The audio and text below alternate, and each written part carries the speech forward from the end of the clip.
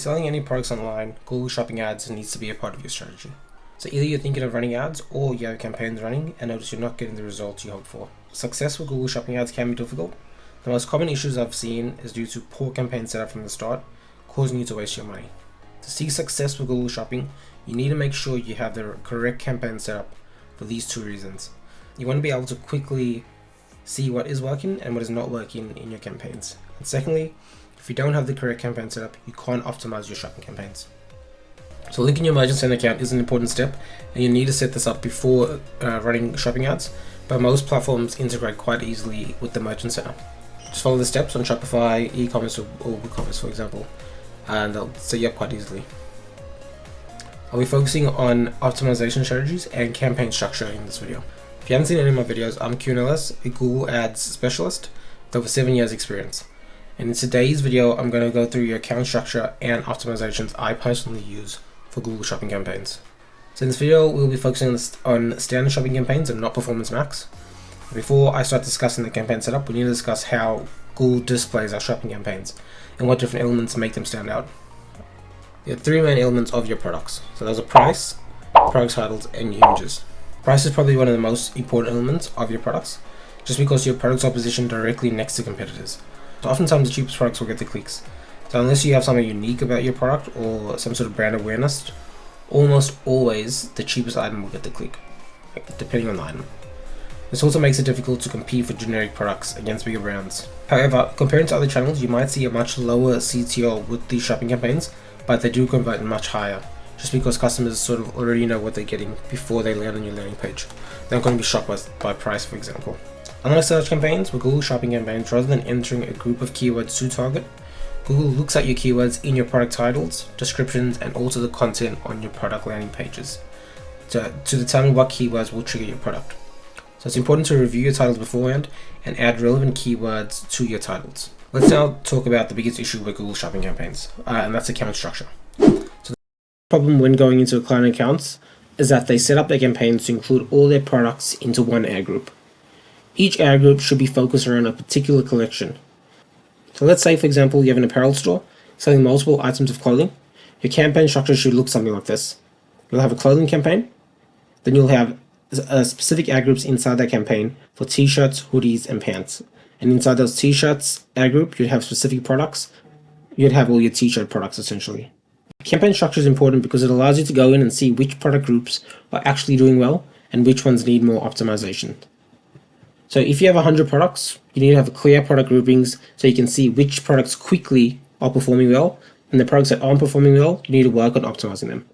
So the main thing is just being able to see from the start what's working and what's not working early on. So furthermore, if your products are closely related in multiple ad groups, you can go through your search term reports per ad group and add in negative keywords for those ad groups. So this only works if your products are closely related. So for example, in this t-shirt ad group, click on this. You can go into keywords, and you can add negative keywords for this t-shirt ad group. So using the clothing example, so the negative keywords you add for people looking for t-shirts will be different to the people looking for hoodies or pants. Then a step further, depending on the amount of products you have, your campaigns can be broken down even further. So say you have different categories within your t-shirts, you can have a t-shirts campaign and different ad groups around those different categories of t-shirts, which will allow for some really detailed targeting. Now I'm going to walk you through the process of setting up your shopping campaigns. So what you want to do is, we'll start by clicking this blue plus button, then go to new campaign. Then we're looking to get sales, so we choose the sales objective. Then we want to make sure our conversion event is set up correctly. So this is actually not the conversion event you'll have, this is just a test account. So your conversion event would be a purchase event, and on the platform that you're using, so say you're using Shopify, there should be steps to set that event up. You click continue. Then we chose our shopping campaign type. The next section will show our Merchant Center account. Again, this step should be done prior, and it's fairly simple. There should be a step-by-step. There should be step-by-steps on your platform. So if you're using Shopify, they should show you exactly how to do this. And you won't actually have the option to run shopping campaigns without this step. Then we want to choose our standard shopping campaigns, not Performance Max, and we'll click continue. I should ask for a campaign name. So if we're using that clothing example, we'll just call this campaign clothing. Then in the bidding section, you want to choose a manual CPC, which should be set by default. We'll leave this to optimize for conversions. But once you get 30 conversions in your campaign, you can change your bidding strategy to optimize for conversion value, or you can also set a target ROAS. Then we want to set a daily budget. So you set your daily budget to whatever you want to spend a day or per month. So you won't actually spend this every day. So some days you might spend more, some days you might spend less. But at the end of the month, your average would be whatever you set here. So let's say you want to spend $300 a month. We'll set that to $10 a day. Your campaign priority, you can leave in low. So you'd only change this if you have multiple campaigns promoting the same product. Basically, Google will prioritize a campaign that you say has a high priority.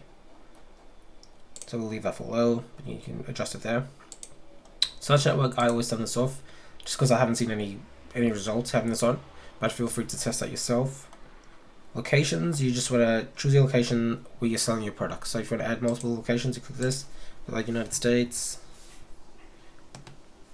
Then we have to add Australia. I guess depending what you're selling and where you ship to. Canada maybe. And I usually choose this drop down, location options. You're gonna go presence, people in or regularly in your target location. So by default it should be set to this, but we're gonna choose this one. Now the next section is your ad group name. So at this stage of the process, Google only allows you to create one ad group. This is why we see so many client accounts only using one ad group with all their products included in that one ad group. So basically for now we will change this ad group name to our first ad group name. So if we're in clothing, so we might call this ad group t-shirts. And again, as we talked about previously, we want to have our multiple ad groups with our closely related products in each ad group. So this will be t-shirts, and later on we'll set up an ad group for hoodies and an ad group for pants. Then our next section is our bid. So the bid section, your bids will basically vary between industries and products, but basically you want to set the amount you want to pay per click. So on a brand new account, you won't have no previous data to make a judgment of. So I usually just set this to $1, which is just a low bid.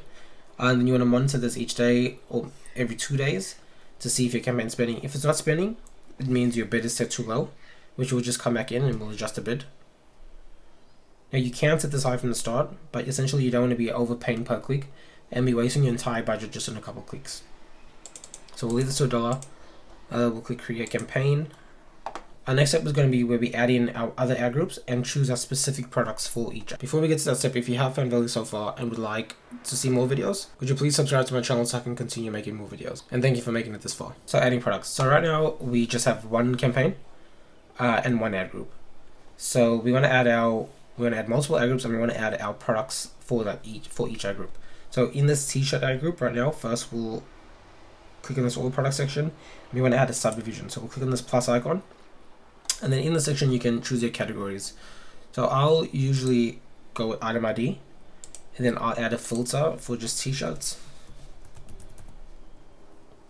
And this will pick up the word t-shirts in the product titles. So then you'll click on add all products, and you're going to save without editing bids. Then the most important step is once you've done that, you click on this, everything else in all products, you're going to exclude this section.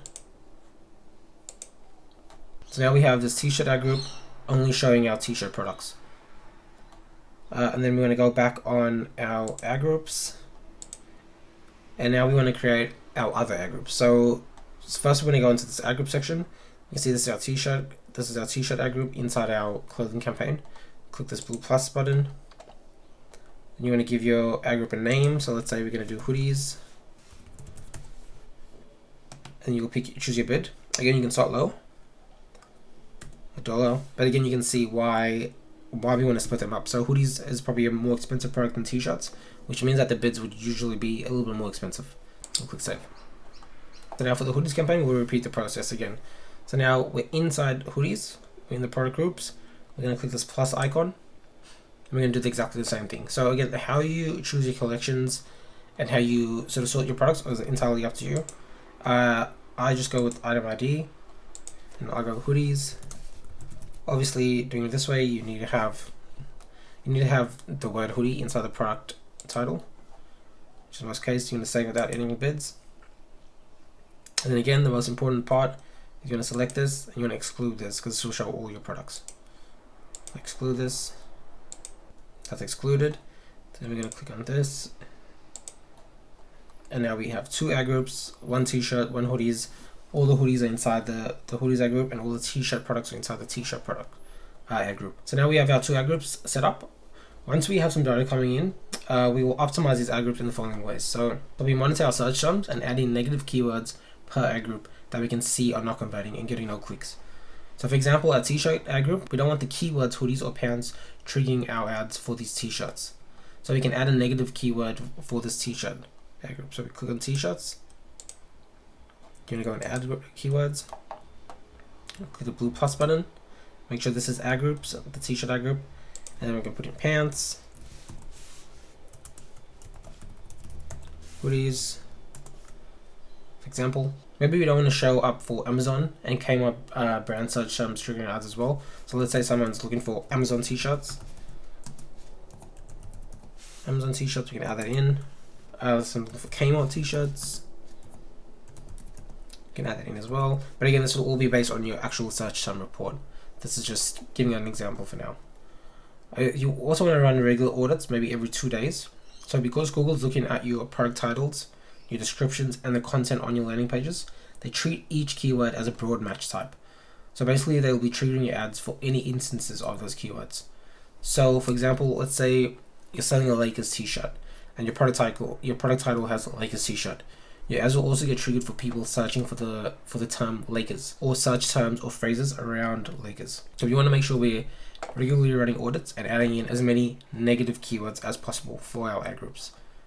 Then we'll hit save in this. So again, when we get more data, we can also optimize per ad group for devices, demos, and audiences. So excluding the ones that are not performing and adjusting the bids for what is performing.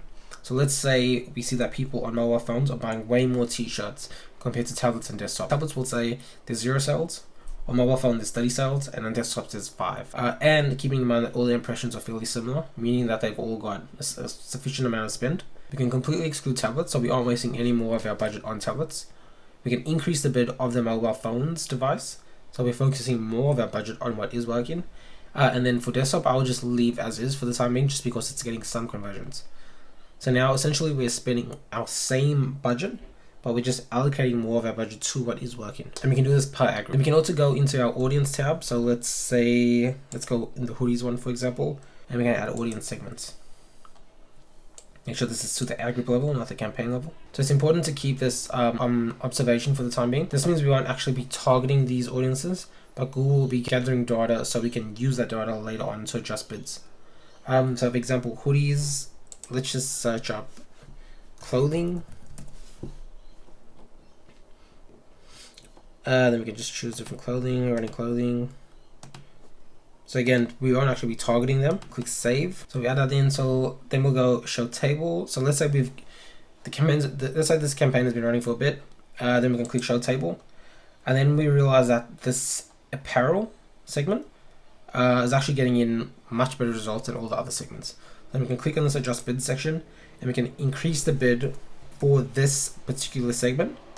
So now our budget stays the same, but we're allocating more of our budget to what's working. The next step in optimization is looking at the products within each ad group.